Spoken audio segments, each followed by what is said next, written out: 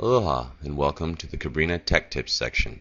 Today we'll be covering the installation and adjustment of the new sync backless bindings. First thing you'll want to do is get everything together and orient the board so the heel side edge is facing you and the toe side edge is facing away from you. Next, you'll want to separate the sync pad and strap from each other by removing the black washers that came on the screws during shipment. Identify the right and left bindings by the location of the embossed C logo on the side of the foot pad. The C logo should be positioned on the side closest to the tips of the board when installed properly.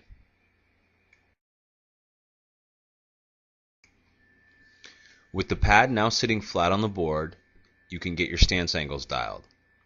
It's important to note that the slots on the pad are designed to provide a linear angle adjustment, which means that the slots are designed to pivot simultaneously around each insert on the board. With the desired angle now set, it's possible to mount the strap. Place the strap over the pad, making sure that the grooves line up. It's important to note here that the adjustment and the inserts are clearly visible and totally centered.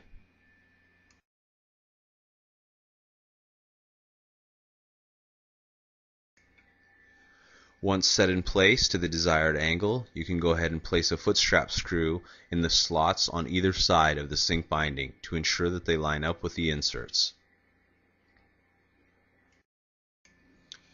With everything set correctly in place, you can begin to screw in one side of the sync binding. It's important to note here that you only want to screw in about half to 3/4 of the way, as you want to still leave a little room for adjustment on the other side should it become necessary. With the original screw only partially tight, it's possible to double check the other side and make sure everything is still all lined up. If everything checks out, you can proceed with tightening the other side. In some cases, when the binding is brand new, it may become necessary to slightly compress the foam on one side in order to get the screw to go in correctly. If this is the case, use one hand to push against the side of the strap and to compress the foam while the other hand tightens the screw. Now just finish tightening up the other side, and you've got one foot down and one to go.